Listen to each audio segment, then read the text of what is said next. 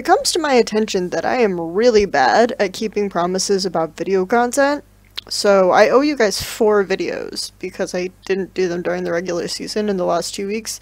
This was because of ELCS playoffs interfering, so for now I'm just going to make a promise that I'll do one today, tomorrow, and the next day, because OAU playoffs don't really get in the way, and that means that I'll owe you just one more, which I'll probably definitely do something for the final, because I don't have to actually watch any games that week. Like, why is...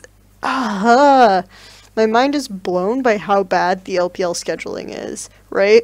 You have boom, boom, boom, boom, boom, boom, boom, boom, playoffs, promotion tournament, playoffs, promotion, all the way through semifinals. Then you have an entire week with nothing, and then you have the final. They've done this before, several times. It's really annoying, and it's terrible scheduling. And Hart said, you know, I actually think the game quality is worse because of it, which I totally agree. The game quality is going to be worse because you're not going to see as much mind gaming or as much emphasis on picking things. And I actually said this at the start of the split, that I think that more research and more prep work would be emphasized if the LPL would space out their playoffs. You can actually do this, you know, space out your playoffs. At least do something where you're starting on a Wednesday, taking a day off, you know, having a couple days of the promotion, doing another series, take another couple days off, another couple days off. You can still have your final last week. There has to be something with scheduling with the normal venue. It's really obnoxious. Anyway, this has been a long enough rant. Today we're going to talk about 3 things. The first thing is going to be LGD Gaming and why I think they weirdly shot themselves in the foot in the final series, and why a lot of people have been saying like random shit about Marin's Gnar and all this other stuff that they did wrong, which is what lost them the series, but I don't actually think it had anything to do with picking Gnar. Maybe it had some things to do with picking Gnar, because Maokai is a really good pick. But I don't think it had anything to do with picking Gnar, no. I'm going to talk about Tabe. This is going to be mostly a historical thing, because there's a lot of interesting history between IG and Tabe that I think people are overlooking. And finally, we'll talk about Dade coming to QG, and some of the QG rumors and issues, which I'll talk about more freely because not many people watch this anyway. Watch, now that I said this, like, they'll cut that part out of the video and it'll be front page on Reddit. It's kind of something a little extra to discuss, like break down some of the rumors, with the caveat that they are definitely rumors. But that'll be something to talk about for people who like these videos, to break down some of the rumors, just so that everyone knows the context of the Chinese community and what's been going on with that. This is the more game-oriented part, because we're going to talk about a lot of the stuff that happened in the games, some of the problems with LGD and what they're going down. So first of all, if you've read any of the interviews with LGD or anything that I've done or watched any of the games at all when they've been running, you know that Amy likes to gank top a lot. They gank top a lot, and so people, because of this, have said that LGD aren't adapting well to the patch, you know, because they're ganking top, and this is a top tank meta. I actually think it's fine to gank top in a top tank meta.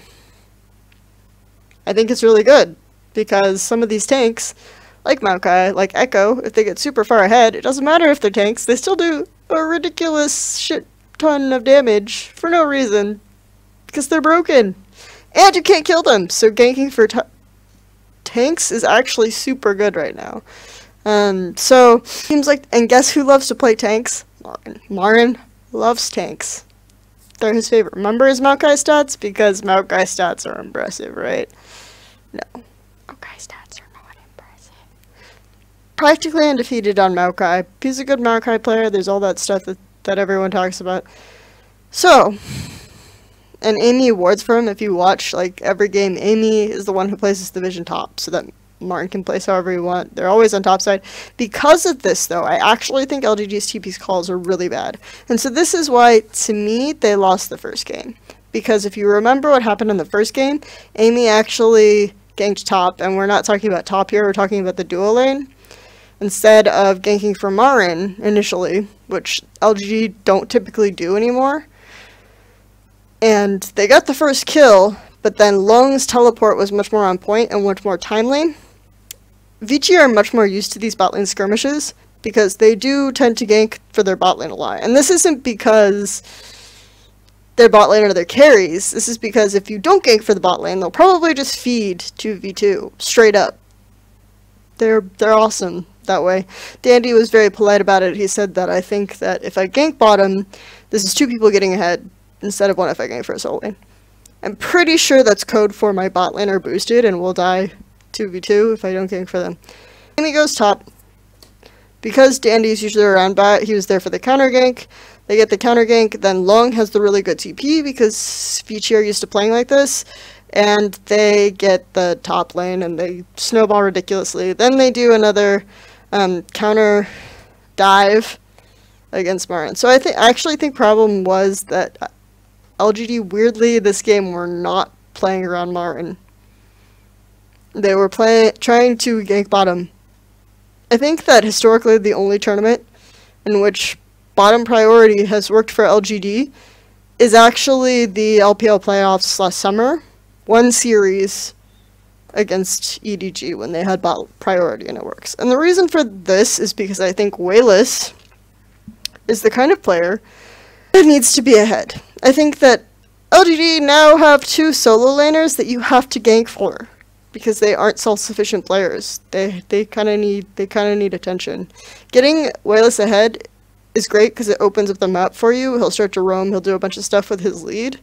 Getting Marin ahead can be really good because he'll pressure his matchup a lot, but their TP coordination hasn't been the best, and other things like this have been flaws for LGD. So I think that taking the fights to Marin's lane, or taking the fights to the lane where you're expecting someone to TP from, is ideal for LGD, and they did not do this. So all these factors to me indicate that this meta is fine for LGD. It's just that, and of course, they've been playing tank server meta all the time. That's what they've been playing in LPL, and they have a 7-game win streak with it. It's not like they didn't adapt to the meta. They know what the meta is, and they play the meta, except for some reason in this series, they didn't play the meta. They didn't play their style. They didn't do anything. It was weird. I don't know if they scrimmed Vici recently, and Vici didn't work. Because here's one thing that I think Vici do really well, and that's push out their solo lanes. This is what they do really well. They pick picks that push solo lanes really effective. They pick Lulu, they pick all these other, Azir, sometimes not as good, you know. They pick all these picks that push out the solo lane. Nautilus, they really like Nautilus, to allow for jungle invades. That's great. LGD also like to do this. They like to control the jungle. They like to be able to push out their bot lane and roam with their bot lane as a duo. And they like to be able to push out their mid lane so that Amy can get vision control to set up for top lane ganks really well. So, to push out the mid lane as aggressively as LGD like to do, you need certain picks. Azir and Varus. Pretty much Azir and Varus. So this was one of my criticisms of them, is that I'm not really sure where you go without Azir and Varus. You could say Corki maybe. I don't think Corki's that good anymore, and I don't think Corki's Wayless's Corki's that good. Maybe TF. If you get really desperate, you can do Victor. Lulu is good, but again, I don't know if Wayless is like the Lulu player. I think his Lulu could be fine as long as you just use it as a wave clear, but it's something that they give to Easy who never game. I think LGD VG identified what LGD need to do to make their style work, and they banned the Azir, they banned the Sivir, which you don't need to ban the Sivir. I would have rather banned something else, but then LGD didn't pick the Varus or anything, so it was irrelevant. But I think VG did a good job of identifying what LGD need for their style to work and banning it. So this was something that I was afraid of. They played a good Echo mid, but then in that game, Amy ganked mid a lot, so they were able to constantly keep the mid pushed out anyway, even though they didn't pick the pick. So I think that what you need to do here is you need to understand and be mindful of the champion that Wayless is playing mid. So after the first game, let's talk about the terrible thing that happened to their draft, given what I just said. The first game draft, it's not bad. It actually is kind of in line with what they want to do. They have a tank top, and people complained a lot about the Gnar, and I said I'd get to that, so I'll just talk about it here. Marin plays these really weird niche counter picks, and I do think Gnar is actually not bad in a Maokai. and I can see why he picked it there. They saved, again, top for last pick, like they like to do, and they thought, oh, okay, Gnar counters Maokai. Gnar is one of those weird champions that Marin really likes in his pool. If Marin can get an advantage and get snowballed, he can actually bully the Maokai with his range. That didn't happen because they didn't gank top, right? Which I already talked about. But theoretically, that's how that matchup would go for Gnar. What the fuck is this? I mean, I get, okay, your Azir was banned. Cool. Pick Varus. Varus is actually open here. I guess Varus isn't that great with Lulu, and if Varus isn't mobile, so if he's pushed far forward, he can get attacked by the Graves. But Kassadin? You honestly think Kassadin is good against Graves Lulu? I can't with this right now, and they have an Ezreal. Luckily, Endless is boosted, so this game, LGD were able to win, because Ezreal, for some godforsaken reason, Flame Horizon Lucian, because Endless is that bad.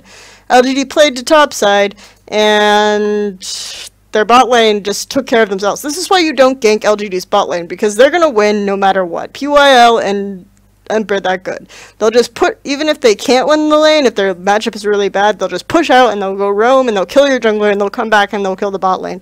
Like, there aren't dual lanes in LPL good enough to punish Imp and PYL. So that's why you don't gank for them. It's just a waste of time. They'll do it without you. Game 3! I'm being really loud, I should be quiet. Why is Kassadin here? Why is this Ezreal? Why is Gnar? Okay, Gnar is fine. They first pick Maokai. Same logic. Whatever. Kindred, fine. Kindred is good. Aggressive. I don't think Amy's Kindred is bad. Actually, in this fight, in this game, his ults were super on point. Like, his ults are really good. I don't get... Okay. You lose control of the map when you pick Kassadin. I'm just gonna break this down right now. Why people have been complaining about the Kassadin picks in Europe and then in this series is because when you pick Kassadin right now, you lose control of the map. You can't push out, you can't exert any pressure mid, so in a meta that's really driven by aggressive junglers, mid is a very important control point. You need to be able to push out the mid and keep that area controlled so that your jungler can invade. Because if your mid is far forward and you're invading, your mid can come help you much better. He can keep the enemy mid laner contained to the lane. It's that simple. Kassadin is not going to do that for you at all against a Lulu. No, don't pick Kassadin. LGD style is very jungle control dependent. Don't pick Kassadin. I don't understand what this was at all. Why? So for me, I don't care about the Gnar. The Gnar is whatever. The Gnar is within what they like to do. They can bully the Maokai, kind of. The Maokai got ahead because Vici are more used to playing with TP, because they don't gank top. They gank bot with their really terrible bot lane. For reasons. Probably because their solo laners are self-sufficient. And LGDs are not. So these are my thoughts on the LGD series. Yeah, I'm probably going to go back and watch Game 3 again, because I watched that the least closely. I just rewatched Game 1 and I watched Game 2. But yeah, those are kind of my thoughts on why that happened. Moving on. So moving on to Tabe. Tabe? Fun times, okay?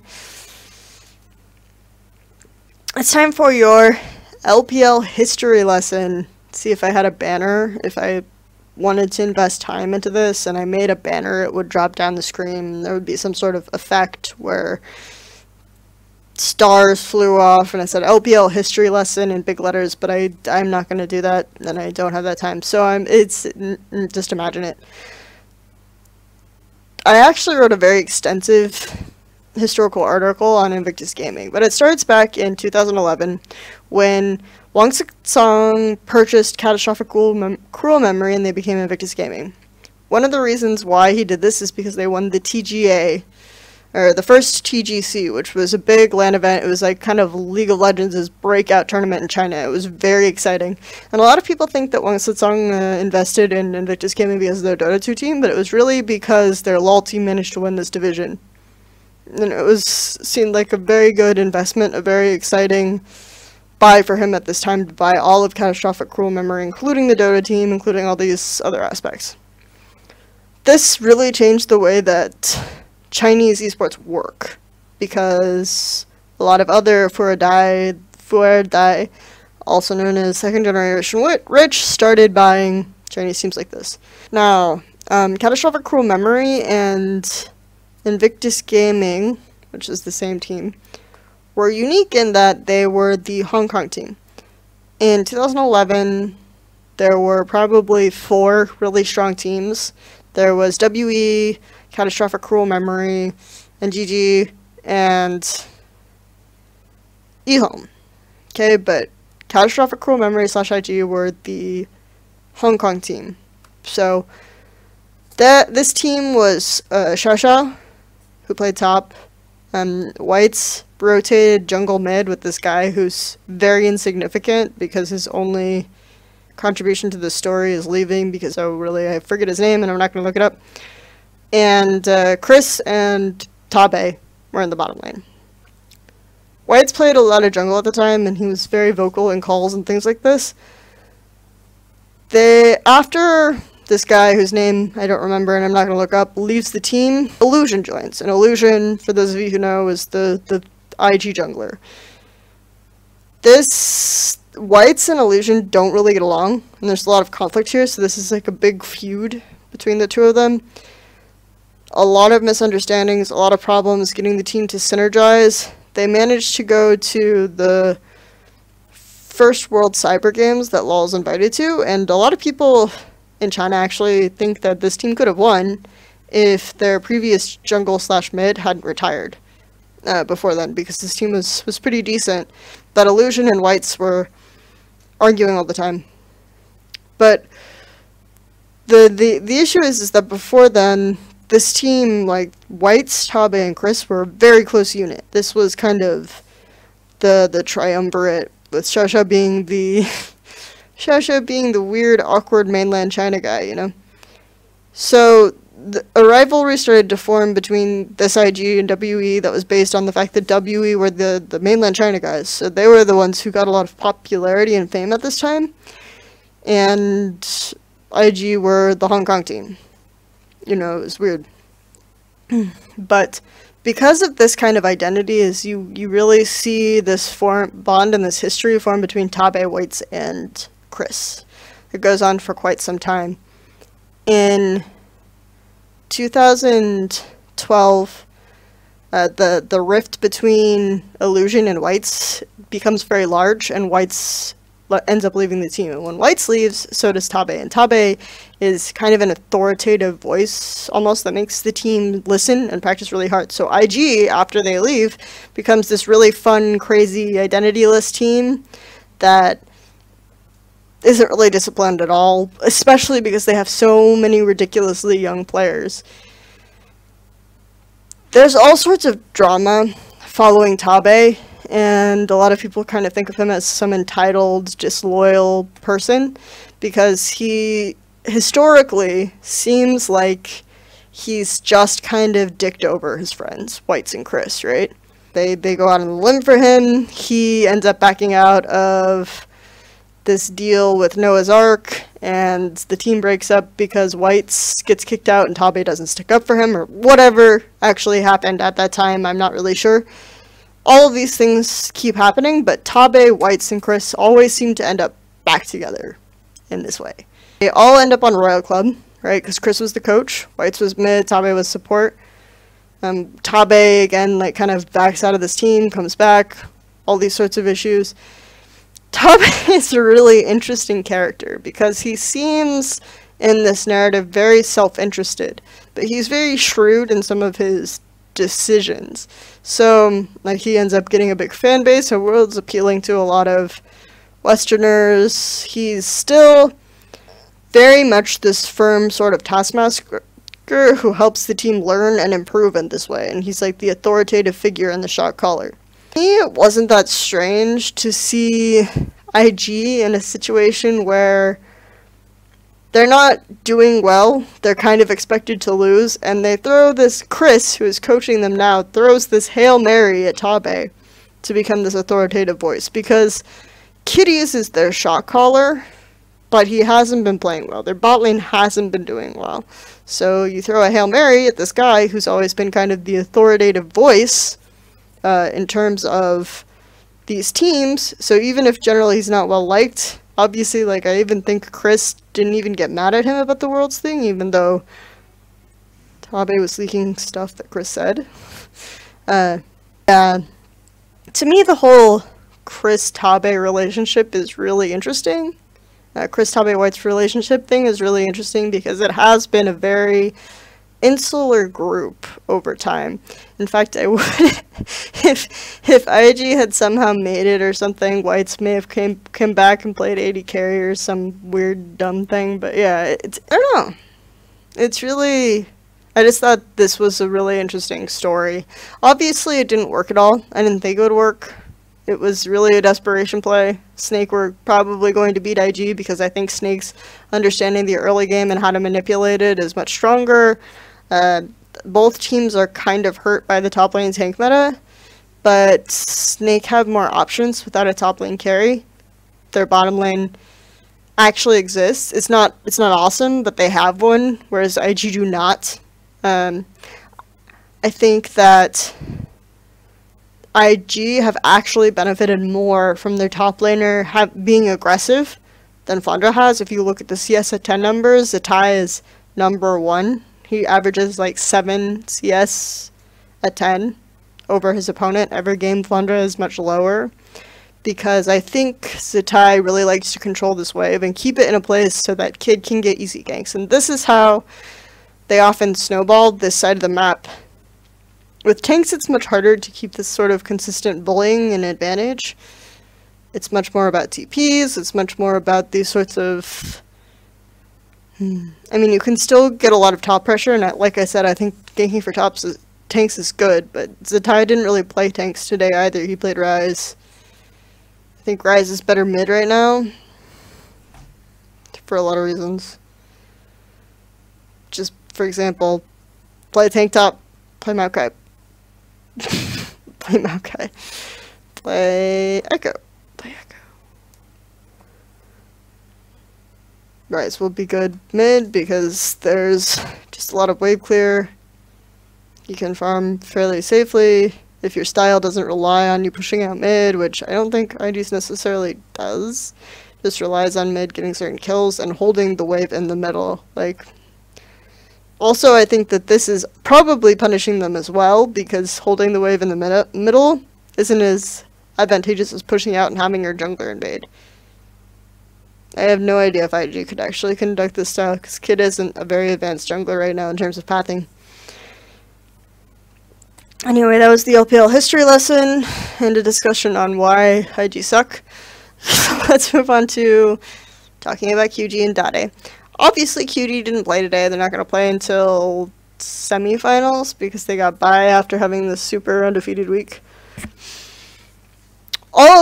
Most of the stuff here that I'm going to talk about is rumor. Okay? The one thing that I will talk about is, for sure, we know there was some conflict with Doinb and his girlfriend, and Swift was somehow involved. That's all we know, for sure. Linko has come out and said to me, he said there was a problem with Doinb because of something Doinb did. I felt that the team could not continue playing in this way. This is something, so we had to use a sub mid laner. This is something that Linko has said. So, this is all official stuff that has happened. The initial rumor that came out was that Swift had slept with Doinb's girlfriend. I don't even necessarily think this is true anymore, but for a while this was a very predominant rumor that Doinb and Swift couldn't get along or couldn't resolve this problem because Swift had slept with Doinb's girlfriend. Doinb and his girlfriend actually live in a separate apartment. They're very close. When you look at it more, it's a lot of people started saying, I think there was more a conflict where Doinb and Swift were at odds over his girlfriend. Now, there have been a lot of instances in the past where teams have had fights about a player not focusing enough on the game and instead paying too much attention to his girlfriend. This is in W Academy between SMLZ and Ari. Of energy, Jing actually ended up getting a girl pregnant. Name has said that Jing's mentality wasn't very good at the time, so he didn't think that the team could actually qualify for Worlds. So Sunshine made this video, which is very timely, about this issue of girlfriends and how EDG does not allow their players to have girlfriends if they're on the main lineup. You have to play a sub-roster on the sub-roster if you have a girlfriend. Some people have said they don't think this is true, you know, because they think that EDG players have girlfriends. People say everyone knows Clear Love is seeing someone, but the joke there is that he's dating Aaron.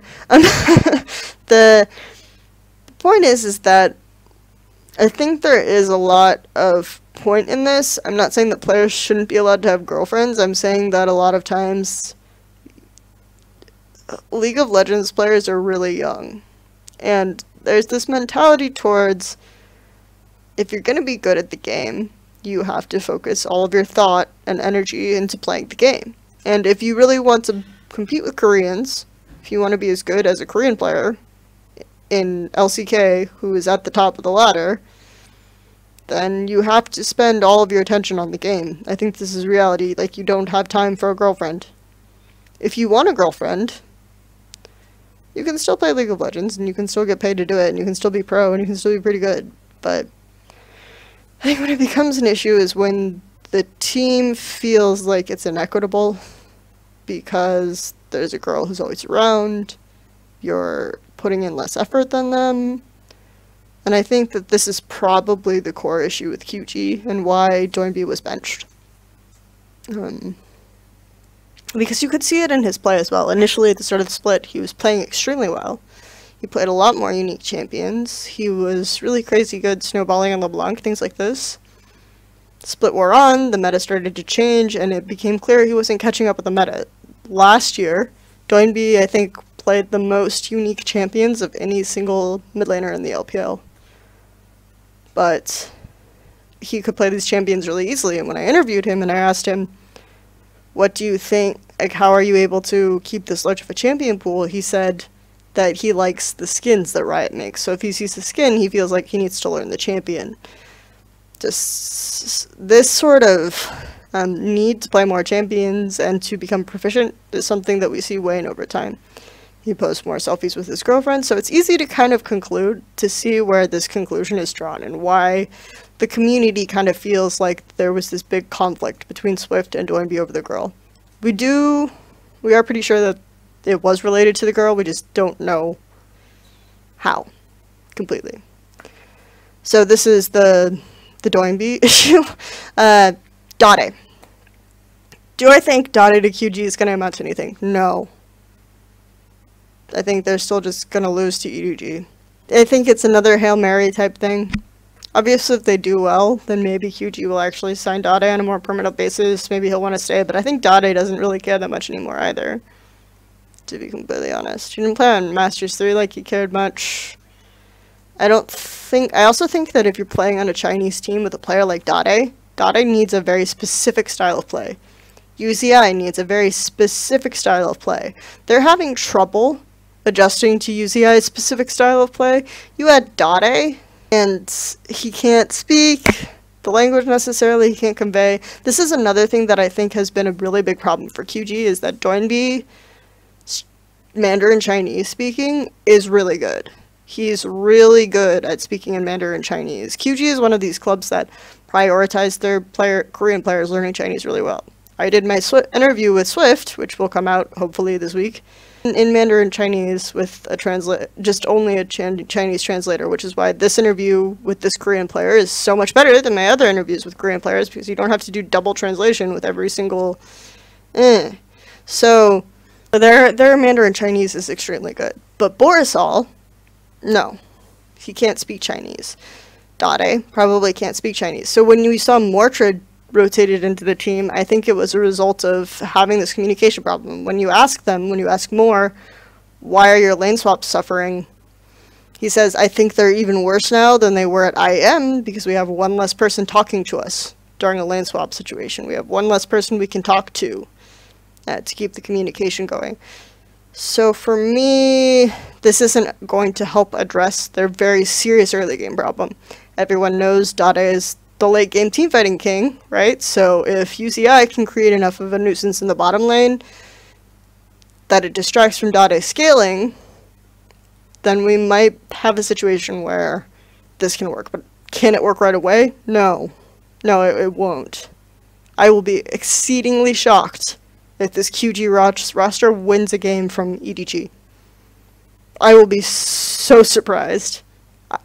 Like, VG, LGD, yeah, I expected a 3-0, but given the way LGD is, and some of the improvements we've seen, some of the way VG plays, LGD do things like this. But EDG, right now, losing to this QG under practice, no. This would be a huge upset to me. This would be a bigger upset than... I don't know.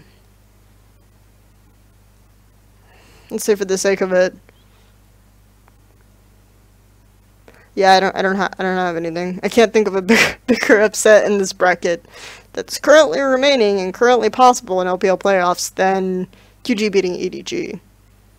Maybe if Snake beat EDG. No, that's even still more expected than this. Yeah, no, I don't see QG doing that. So, this has been the playoffs review LPL brief, first section. I'll be back tomorrow to talk about OMG versus ZPA, HYG versus M3, and preview the next round of playoffs. Actually, I am excited for promotion because I'm really excited about Young Miracles, except that they don't have a coaching staff. I'm just really not, and I like EPA. I really like Crisis as a player. Maybe I'll talk about Crisis tomorrow. Anyway, thanks everyone. Bye.